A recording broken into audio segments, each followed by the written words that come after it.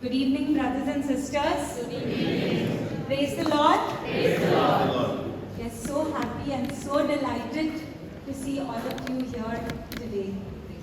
Yes, it's truly the work of the Spirit, right? Do you feel the Spirit? Yes. Do you feel the joy of the Holy Spirit? Yes. Yes, already we feel the joy, isn't it? Are you all excited for the next days coming up? Yes. Yes. So let us be excited and let us have a great expectation. Do you all have a great expectation? Yes. Keep building it up. Alright? The more we build it up, the greater is the blessing we will see. Yeah? You know what Jesus said, no? First, what we must do? First we must see? First we must see or first we must believe? First we believe and then we will see. Yes. So, see with your eyes of faith. Alright? And that is belief, right? And as we keep believing, we will see great things that the Lord will do in us and through us. So we will begin this time. We can stand up as we sign ourselves by the sign of the Holy Cross. O Lord, deliver me from all that is evil. In the name of the Father, and of the Son, and of the Holy Spirit. Amen.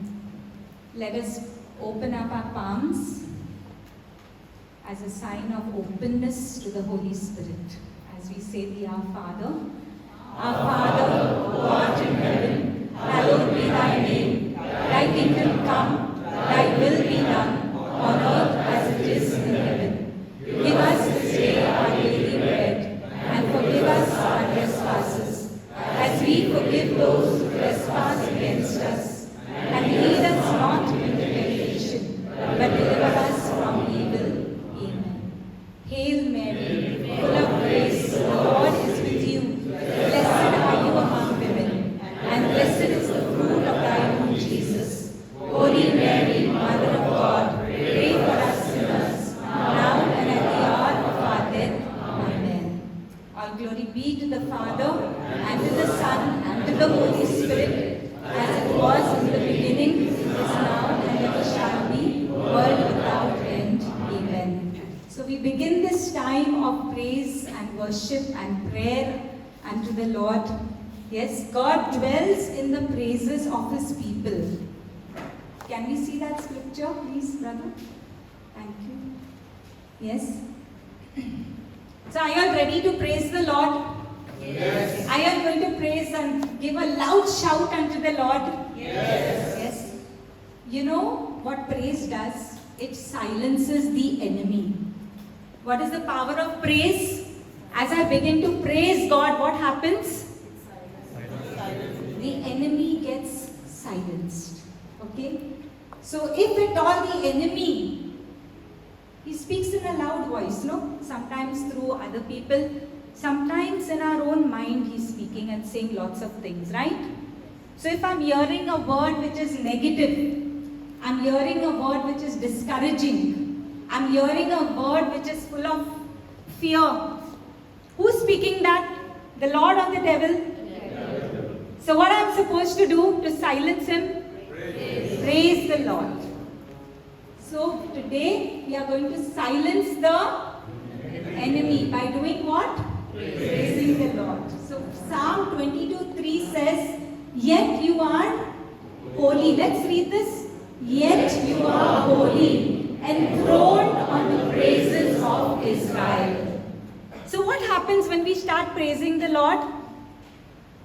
What happens according to this psalm? The Lord is enthroned.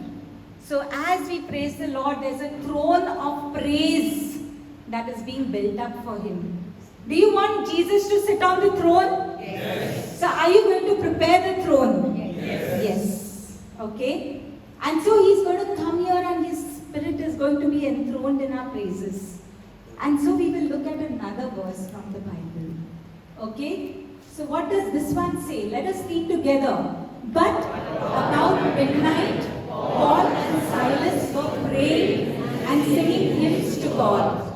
And the prisoners were listening to them. They were in prison. Why were they in prison? for preaching the good news. And what happened when they started praying and singing hymns? What happened? And suddenly there was a great earthquake, so that was shaken. Can you imagine that the foundations were shaken? Where are the foundations of the prison? Where are they? Deep underneath. Like a mighty earthquake, everything started shaking. And what happened? Immediately all and everyone's, what is fetters? Chains, shackles were unfastened. So what happens when we praise the Lord? All the chains will be broken. If there are chains of fear, if there is a chain of anxiety, worry, doubts, pressures, tensions, all those keep us in bondage. Correct? Stress, lies of the enemy. You know, the evil one tells us lots of lies. He is the accuser of the brethren. He keeps accusing us of so many things, and we be in those bondages. But when we start praising the Lord, what's going to happen? The chains are going to be broken. Whose chains? The enemy. The devil's chains. Who's chained? We. So we are going to be set free. And was it only Paul and Silas who were set free? All the prisoners were set free. Who was doing the praying and the singing? What were the other people doing? Just by listening to them. Whose chains were broken? Everybody's chains were broken. And the prison doors flew open. And so as all of us praise the Lord, what's going to happen? Are our own chains going to be broken? Yes. And who else is? All were sitting around, right? So let's encourage each other as we sing our first hymn. Okay? Every praise belongs to our God. Does every praise belong to our God, brothers and sisters? Yes. Why? Because He's done great things. What are the great things God has done? What He did so great? The greatest thing the Lord has done. There are two great things He did. What is the first one? He created us. Creation is a great work of the Almighty. Correct, no? Are there some parts of the world that man has not even penetrated? Yes. When you look at the beauty of creation, what an awesome God. Can you imagine? If you close your eyes, think about the most beautiful things in nature that you have seen. And there are so many places that we have not even seen in all these thousands of years. Right? What a great creator. The entire universe. We are just talking about one planet. We have not seen even that one little planet. So great is our God. Magnify Him. He is so big. He is so big. Right? And the second greatest thing what God did. You know what's the second greatest thing? Redemption. Right? So creation and redemption. He's redeemed us. He set us free, bought us back from the devil's hands. And He says, you are mine twice. You belong to me twice. Why do we belong to Him twice? Why? Because first He created us and then He purchased us. So we belong to Him twice. So is that a great big God? Yes. So let us sing every praise is to our God. And with all of your hearts and all of your minds and with all of your lungs, lung power. Okay? Let's praise the Lord. The foundation shook. Here also. Will this hall shake? Yes. Yay, that's the spirit. Come on.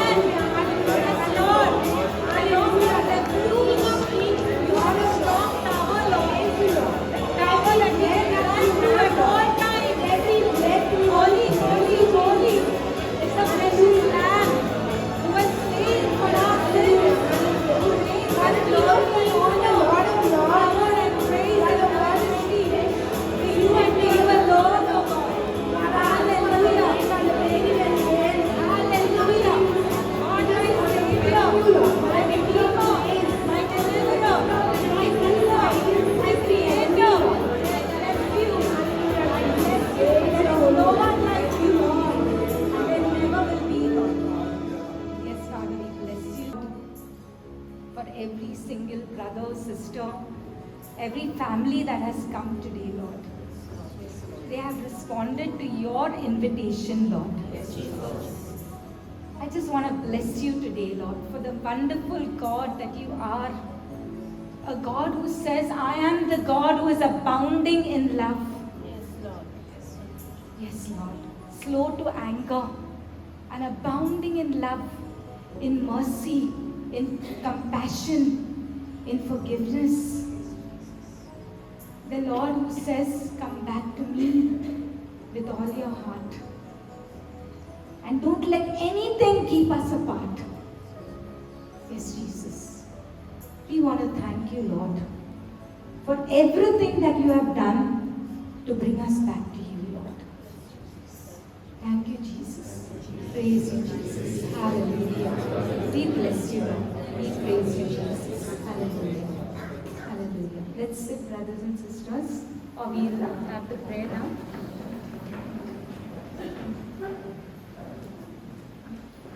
So we'll stand for the Novena prayer.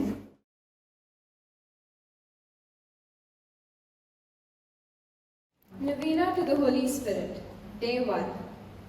In the name of the Father, and of the Son, and of the Holy Spirit, Amen. All together. Almighty and eternal God, who has promised to regenerate us by water and the Holy Spirit, and has forgiven us for all our sins, please pour out upon us the spirit of wisdom and understanding, the spirit of counsel and fortitude, the spirit of knowledge and piety, and fill us with the spirit of holy fear. Amen. Act of consecration.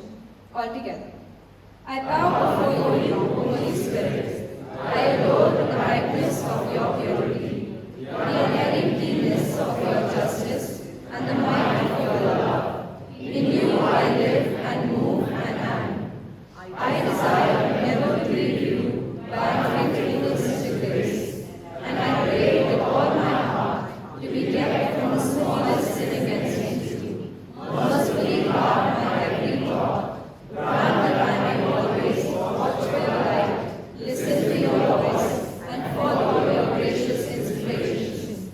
I plead with you and give myself to you, and ask you by your compassion to watch over me in my weakness. I now stand at the foot of the cross on which Jesus died, and covering myself with the precious blood of Christ, I implore you, sweet Spirit of the living God, to keep me in your grace, that I may never sin against you. Spirit of the Father and the Son, please give me the grace to stay with you, always and everywhere. Sweet God, your servant is listening. Amen.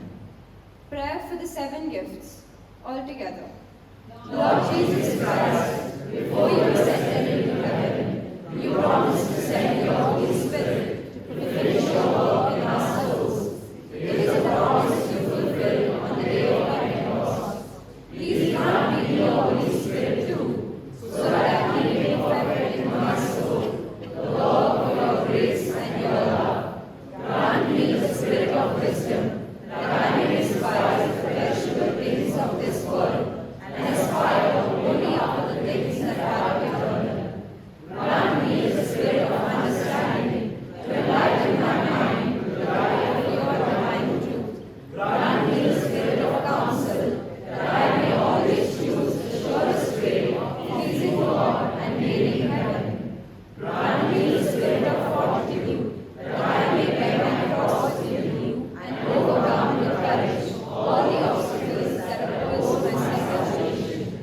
Grant me the spirit of knowledge, that I may know God and know myself, and grow perfect in your love. Grant me the spirit of piety, that I may find the service of God sweet and amiable.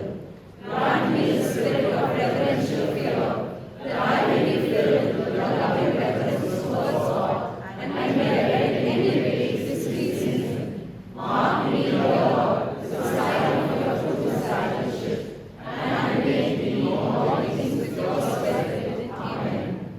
Our Father, who art in heaven, hallowed be thy name. Thy kingdom come, thy will be done on earth as it is in heaven.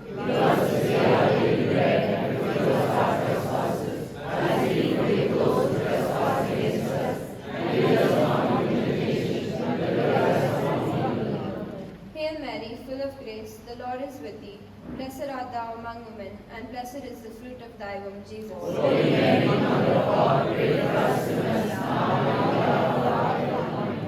Glory be to the Father, and to the Son, and to the Holy Spirit.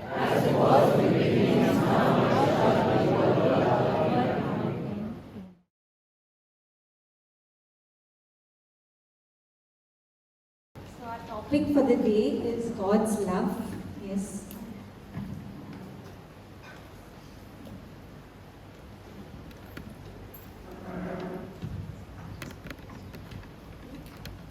So when we look at the first slide,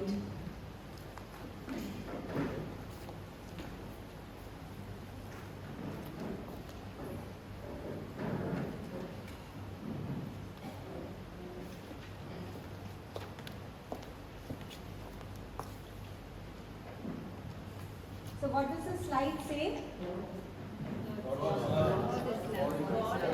God's love or God is love? Yes, God is love. Okay? The topic is God's love. And 1 John, we can't see it. Yeah. Alright. So, the Bible tells us that God is love. Okay, and if we read the verse of Romans 8:38, it says, "For I am convinced." You can read? It's too fine? Okay, I will read it. "For I am convinced that neither death nor life, neither angels nor demons, neither the present nor the future, nor anything else, nor any powers, neither height nor depth, nor anything else in all creation will be able to separate us from the love of God." Yes, that is in Christ Jesus our Lord. So nothing, brothers and sisters, nothing, no powers can ever separate us from the love of God that is in who? Christ Jesus our Lord. Okay? Yes, so God loves us so much, and you know His very nature, God's very nature is love. And He created us for what purpose? Yes, He created us for love. Right? So we have been created for love. Okay? Which means that in each one of us, there is a God-shaped vacuum. There is a God-shaped vacuum, which only who can fill? Yes. Can my husband fill it? No. My mother can fill it? My child can fill it? No.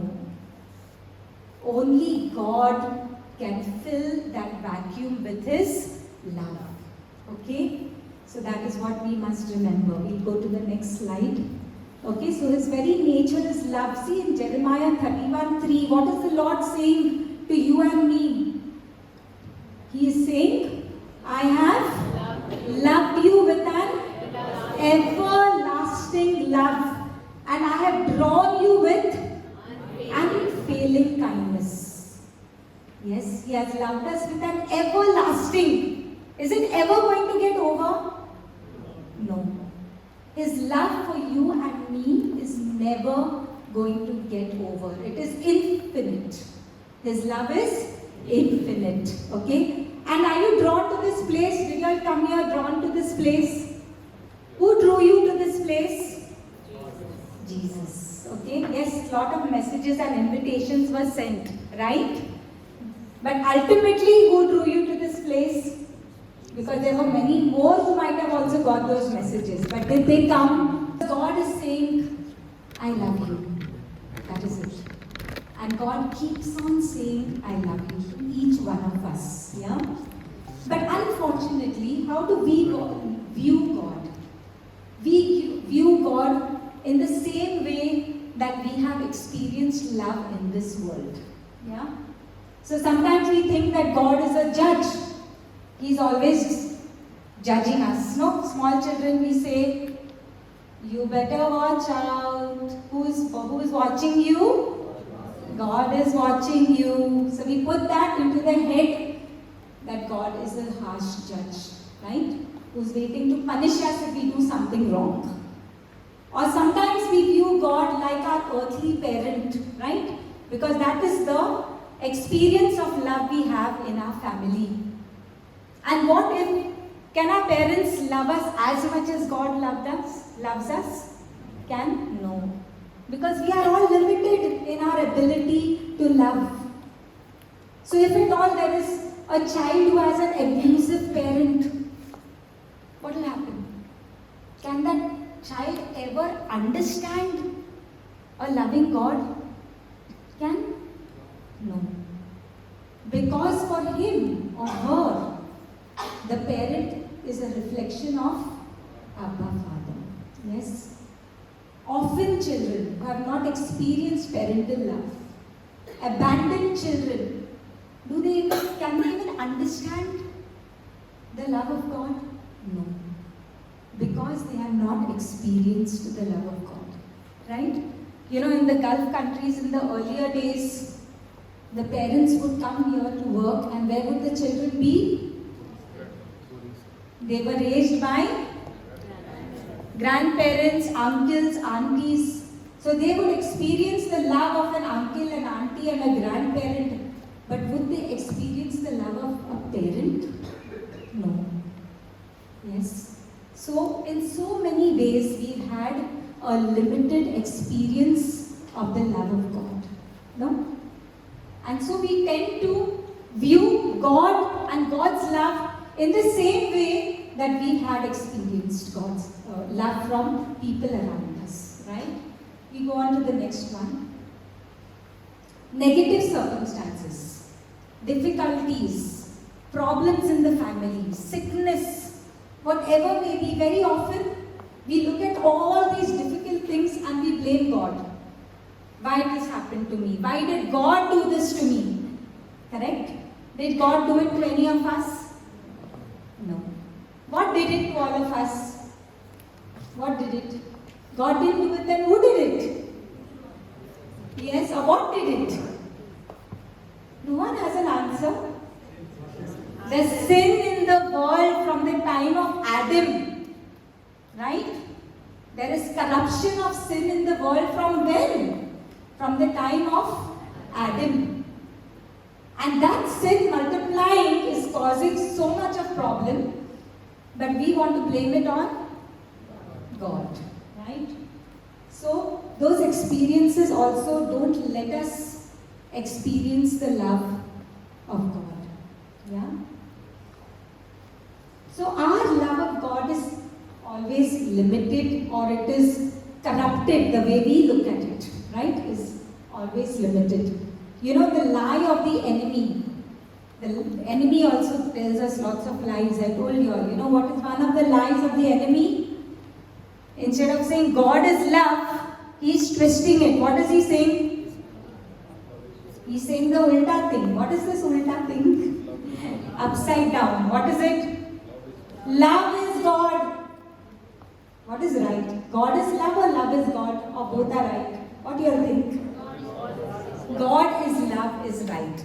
Love is God means I am deifying what? What am I deifying? I am deifying love. I am deifying the concept of love. And because of this lie of the enemy, today we human beings think, oh, if there is love, it's okay.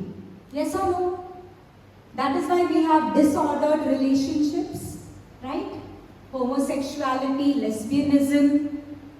Because, oh, there is love, I love this person. That makes it right. Because for them, love is God. And not God is love. Correct? Living in relationships. I love this person. I want to live with this person. Are they willing to commit to marriage? Are they willing to make a commitment to their love? No. So is that really love? Okay. And people who are married, today so many forwards, jokes on marriage. The enemy is having a good time breaking up the family. People who are married are into what kind of relationships? Adulterous relationships, right? Isn't it? They are not able to commit and keep their commitment. They have committed, but they cannot keep their commitment, right? Because of the misconception of what love is. Love is not just a feeling. Love is not just some kind of an emotional attachment. What is love? Love is a decision. It's a commitment. It's a promise that we keep, isn't it? And did Jesus keep that decision and commitment and promise? Did he keep it? Yes, he did, didn't he? Right? Going to the cross. Was he feeling lovey-dovey? Was it lovey-dovey going to the cross? He sweated blood in the Garden of Gethsemane. Do you know when a person sweats that kind of blood, it's a scientific reason for that. It is when a person is going through extreme stress. It is the cells which are dilating, and that is how the blood, he sweated blood, he said. And do you know, there have been lots of studies done. They say that when that happens, the skin is so sensitive that even if you blow on that skin, it will feel pain. And what did Judas do? Kissed him. Do you think Jesus felt pain even in that kiss? Yes, because he had sweated blood in the Garden of Gethsemane, right? So he wasn't feeling lovey-dovey, he wasn't feeling lovey-dovey, but he still went to the cross, because on Maundy Thursday, what did he say? What did he say on Maundy Thursday? This is my body which I have given it up for you. He made that decision to love us, and he kept that decision, right? Yes? So he has said, I love you with an everlasting love. And did he prove that? Did God prove it? Yes. You know, there was one old Bee Gees number on words. You all know that one? No one knows it? It's only words, and words are all I have to take your heart away. You all heard that? Yes? People will give you only words. Right, no? Everybody gives only words. What did Jesus give? Word plus action. Right? He loved us and he proved his love for each one of us. Okay? So we go on to the next one. Yes. So the passion and death of our Lord Jesus Christ and his resurrection is the greatest expression of his love. Yes or no? Right? You know, we read the Passion narrative every year at the Lenten season, correct? And after some time, when the Passion narrative is being read, all we can think of is, oh, we're going to stand for so long now. Why did I wear these heels? My legs are paining. When is it going to end?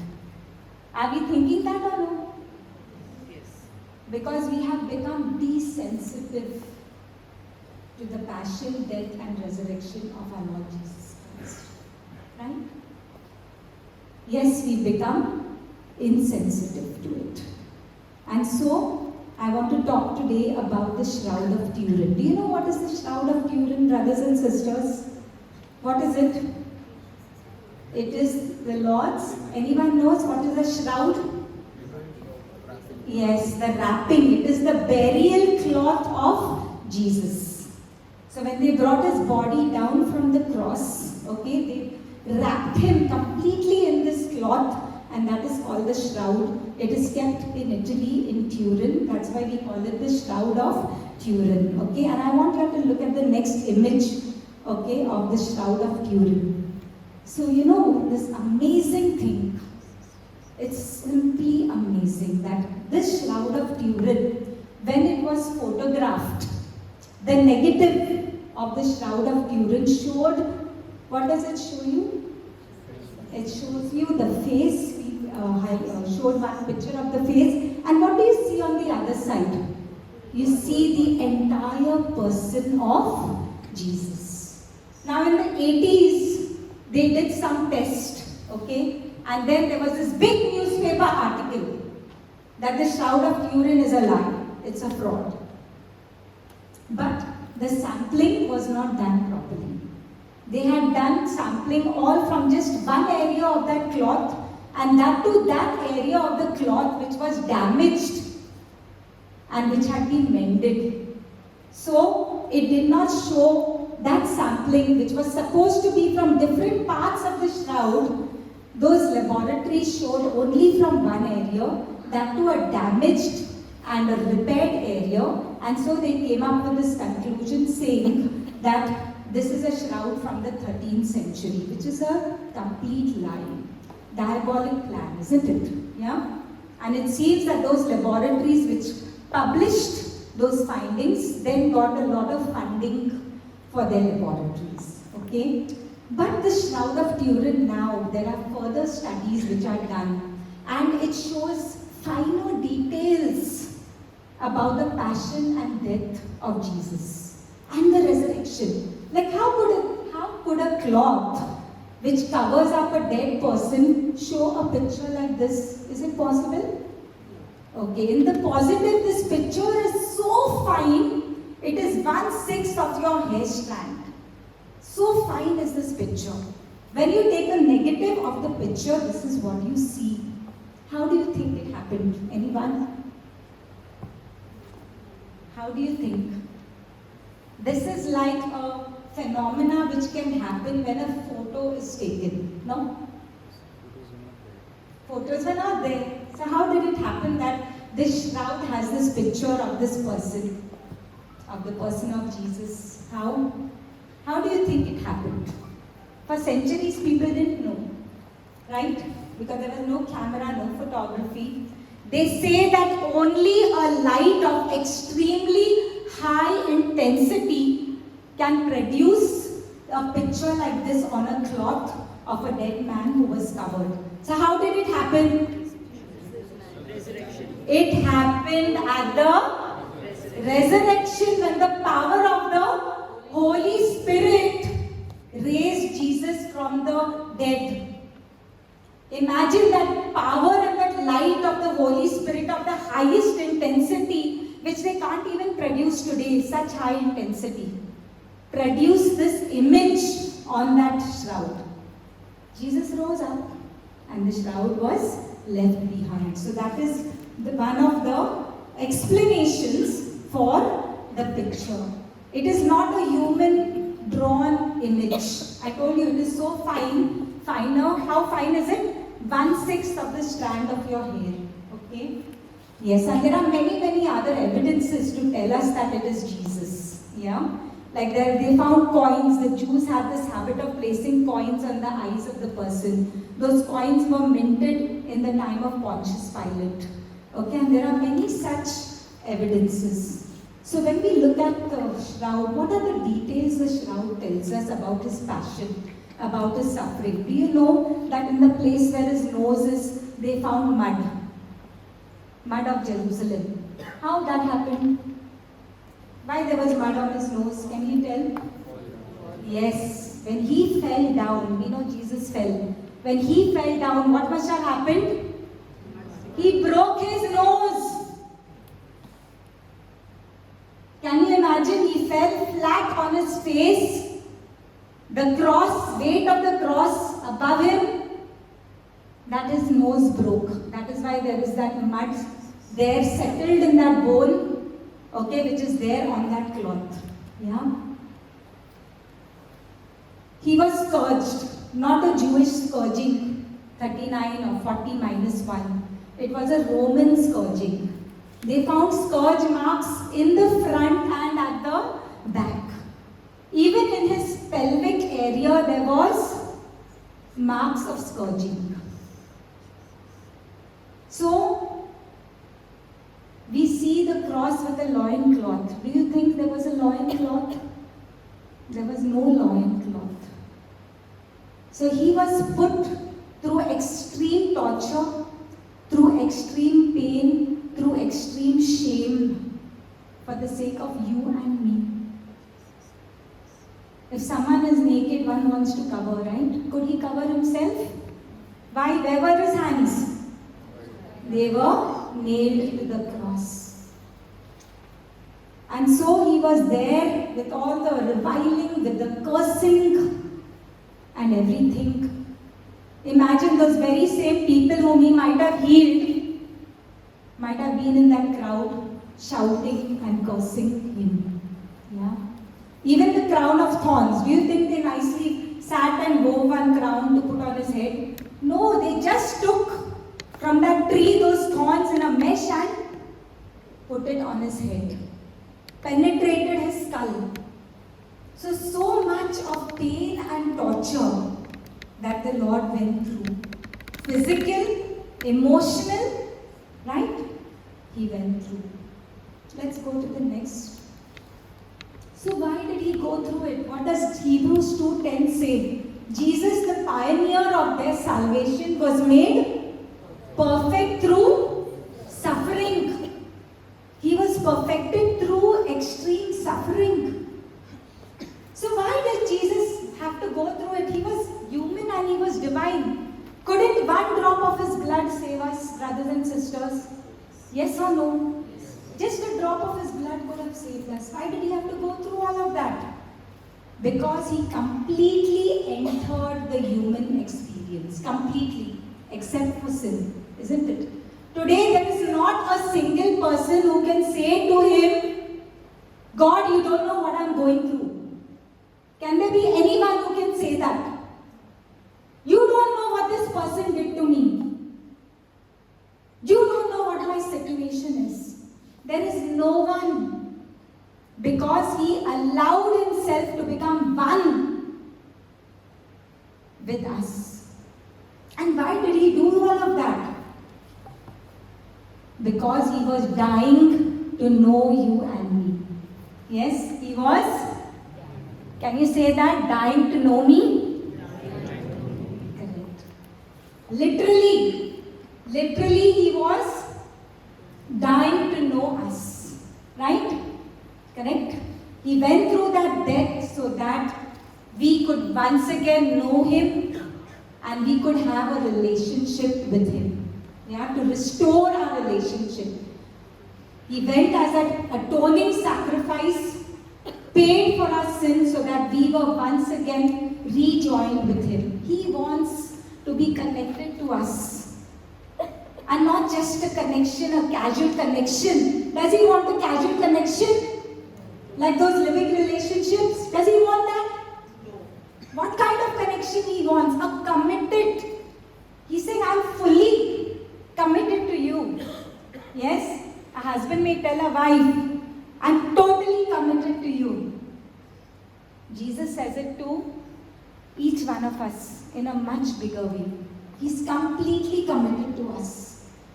You know, Jesus and God has always viewed his relationship with man as a husband-wife relationship. Yes? Yahweh said, I am the husband of Israel. That the chosen people were his wife and Yahweh was their husband. We see that? Okay, we can go on to the next one. Yes. So God demonstrates in us for his love for us, that while we were still sinners, he died for us. Right? No conditions. I love you unconditionally. I'm not waiting for you to become good to come back to me.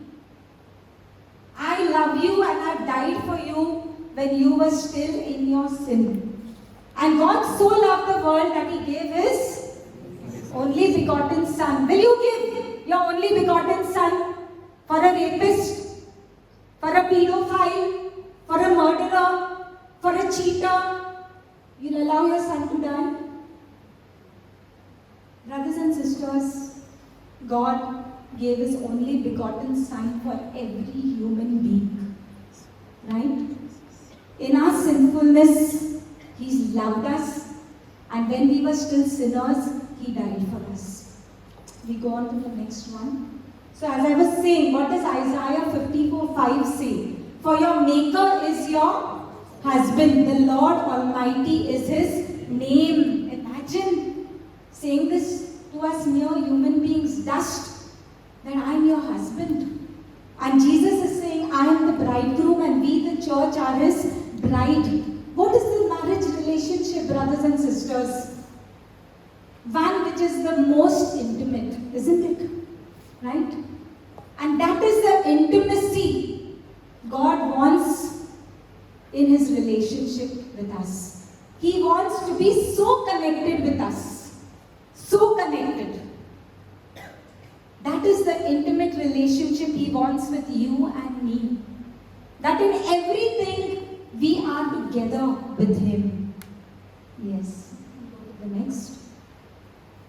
So you know in the story of Prophet Hosea, you heard of Prophet Hosea? So Prophet Hosea was married to a woman whose name was Gomer, and she was an adulteress. She was a prostitute. Yeah. But his relationship with his adulterous wife was the very relationship that Yahweh was having with the chosen people. Stormy marriage. No? Because this Gomer kept going, running after other lovers. Okay? Even the children in their marriage were not that of the prophet. Yeah. And yet this prophet bought her back. She became a slave in the end. All those lovers of hers sold her, and he bought her back. And Yahweh wanted to tell the people of Israel at that time, because they were also running after the idols. They were into the Baal worship at that time. They were into worshipping of the Egyptian gods, the Canaanite gods, and you know Baal worship even commanded what? Child sacrifice. And it was breaking God's heart that his people, this holy God, had a wife, the people of Israel, who were committing the most heinous crimes. And at that time, through Prophet Hosea, he kept calling the people back and saying, come back to me. It's not those gods that are blessing you with prosperity. It is I. I am the one who's blessing you with your food, your harvest, your wine. So come back to me. But the people refused to listen. And in the end, they went into slavery. So much so that they completely lost their identity. Right? They got dispersed. And you know, brothers and sisters, when you and me, when we run after all the other things, who are we like? Yes, we are like Gomer. Right? When we give importance to everything else, then we are like that adulterous wife, Gomer. I'm giving importance to my work. Everything is good, but in its right place. I'm giving importance to my friends over and above God, to my entertainments. When I do that, when I'm disconnected from God in everything that I do, it is like I'm running after those idols. I'm running after those other lovers. And the Lord is saying, come back to me. This is the place where you will have abundant life. Yeah. So we'll go ahead. Yes. So Father Michael said this wonderful thing. He said, knowing right and wrong will not make you do the right thing. Yeah, I don't know if you have heard his Lenten retreat. So Adam and Eve, did they know right and wrong? They ate from the fruit, which tree?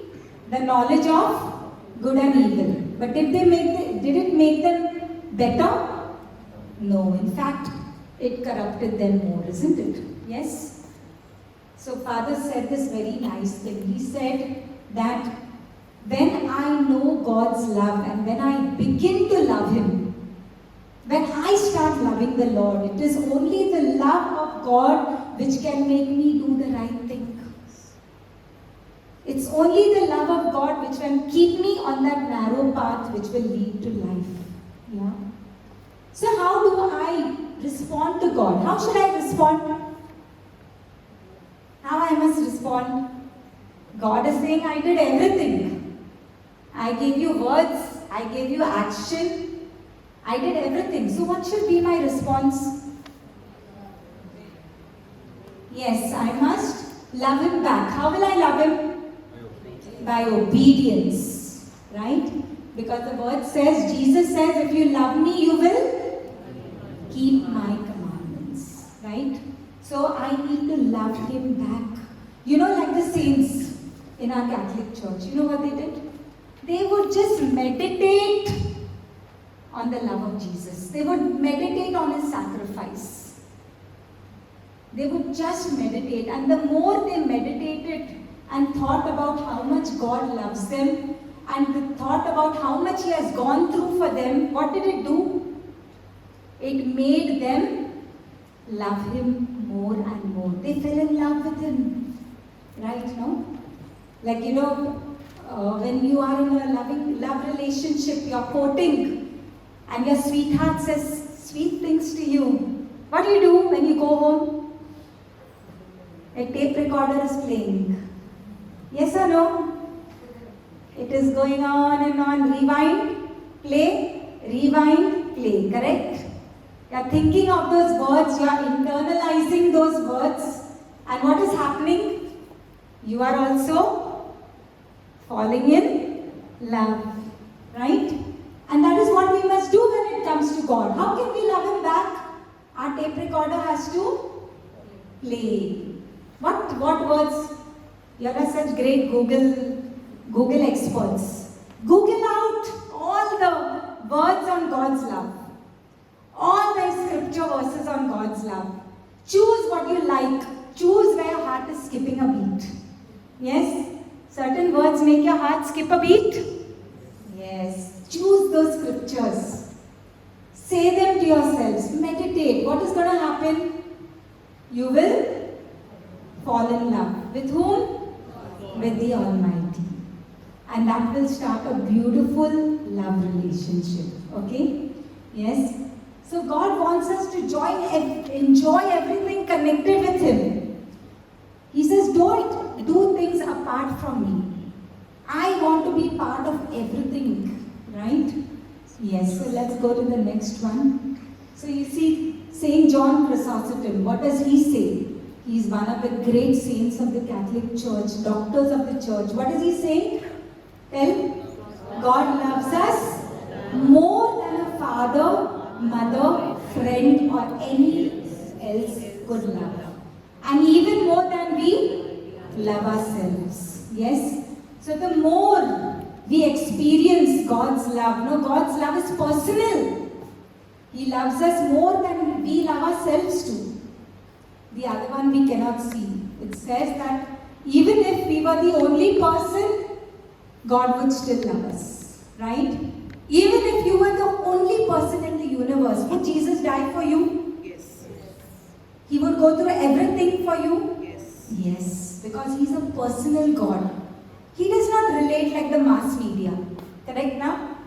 One to a many. One advertisement everybody is viewing. No. He wants a one-to-one with each one of us. Yeah? Okay. So like the Samaritan woman, you know the Samaritan woman? She was so much in need of love. Right? But she was going to wells which were all empty. One husband, another husband, later no husband. Right? Totally fed up. When she reached the well, was Jesus already there? Yes. He went to that city, to that village, to that well, just to meet her. And what did he tell her?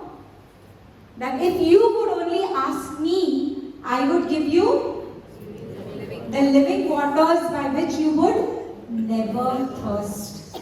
That is what he's promising us. We are looking for love in so many places. He said, come to me. I want to give you the water which will satisfy you. The true living water is the Holy Spirit. Yes or no? And you know who the Holy Spirit is? He's the love of the Father and the love of the Son. Right?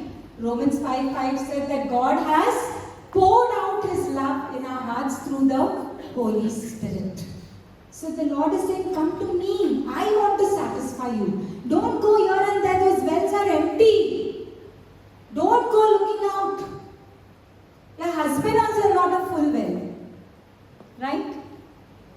He's also half empty. You are also half empty. So what are we supposed to do? We are supposed to fill ourselves with the true living water. And then give it to the half empty wells in our life. Yeah? Yes. So there was this beautiful testimony, when we experience the love of God in us, we are able to love ourselves. And we can love other people, right? Because He is the source of love. His love never ends. Correct? So Father Baluran, years ago when he came, shared this testimony of a woman, a wife, a very devoted wife.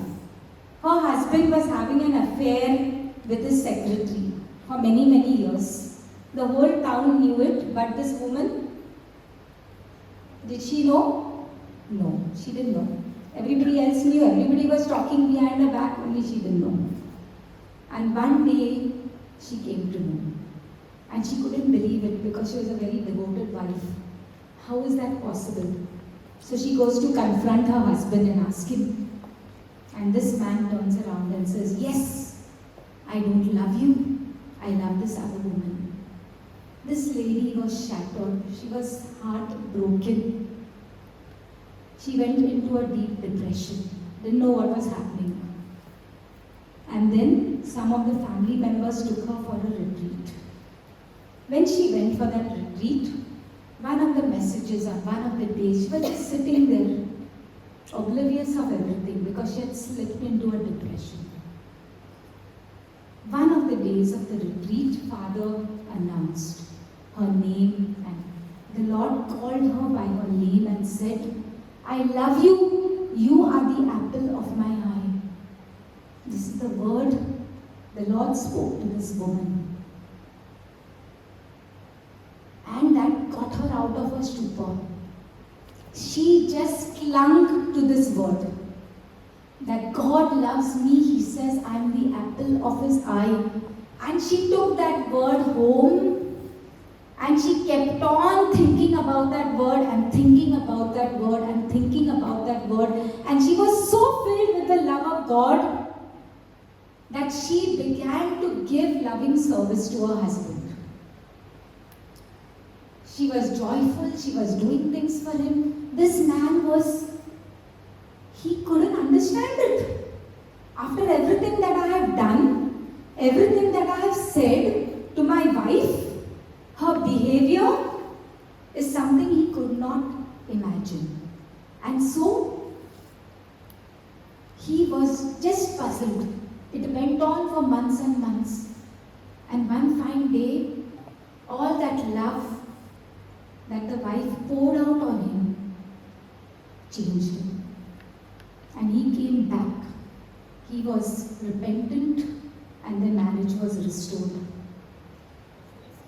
So, the love of God, when I accept the love of God, it can do the greatest miracles, isn't it? Yes, in me and through me. I have an acceptance of myself, right? And I am able to love the people in my life. When I know God's love, when it is the living waters that is filling me, I am able to pour out that living water into my family. No matter how difficult it is. The more I keep filling myself with His love, the more I will be able to pour it out to others. Yeah.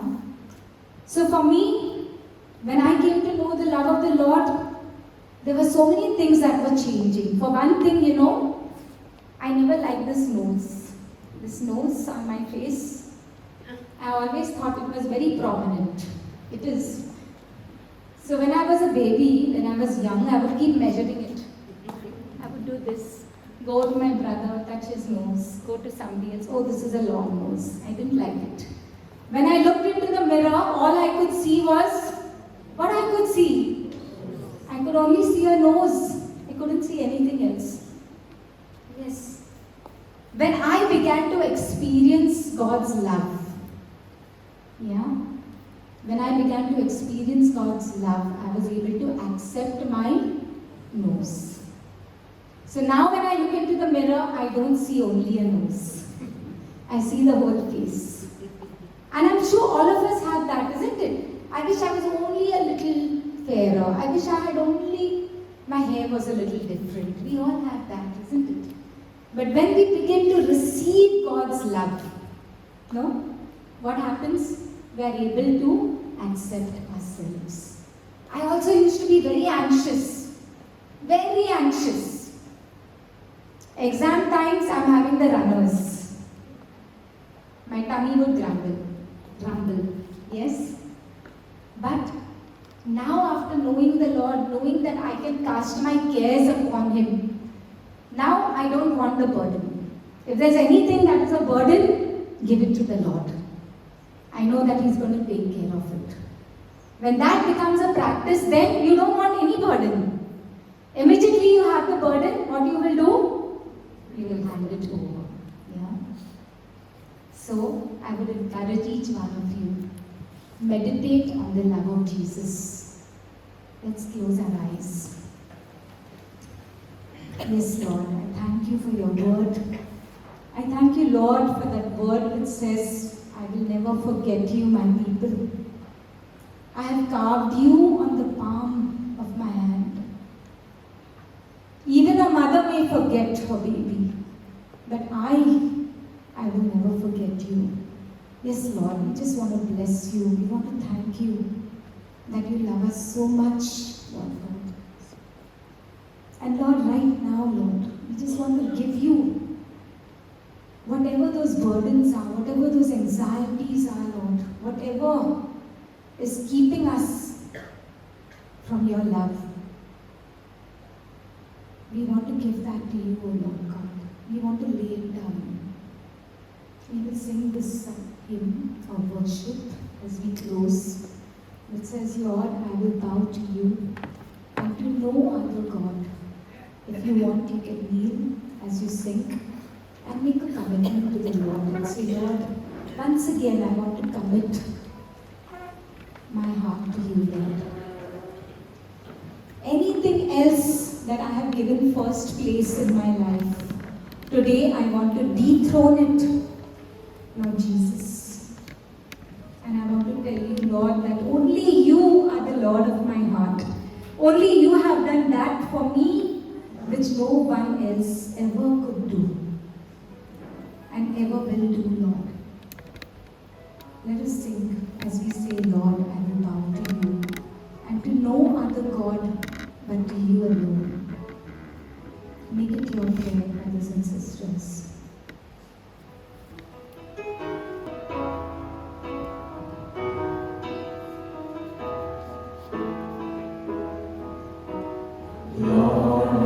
I bow to you, to no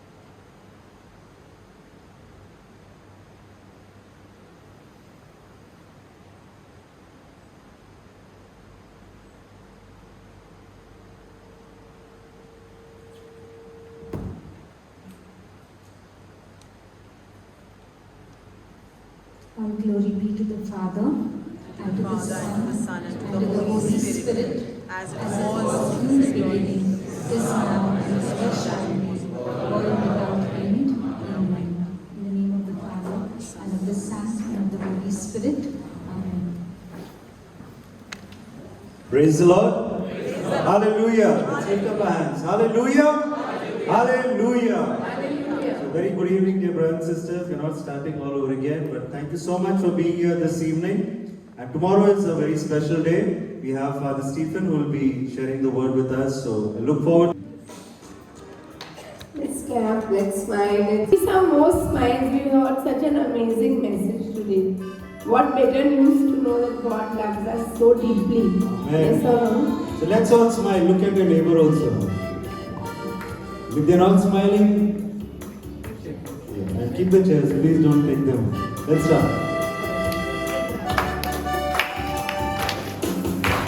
Righteousness, peace, and joy in the Holy Ghost. Everybody sing. Righteousness, peace, and joy in the Holy Ghost. That's the kingdom of God. Everybody. Righteousness, Let's peace, and joy in the Holy Ghost. Righteousness, peace, and joy in the Holy Ghost. That's the kingdom of God. Don't you want to be a part of the get kingdom? each other. Don't you want to be a part of the kingdom? Don't you want to be a part of the kingdom? Come on. Come on. Come on, everybody. Don't you want to be a part? Don't you want to be a part of the kingdom? Don't you want to be a part of the kingdom? So come on, everybody. Once again. And there's righteousness, there's peace, and joy in the Holy Ghost.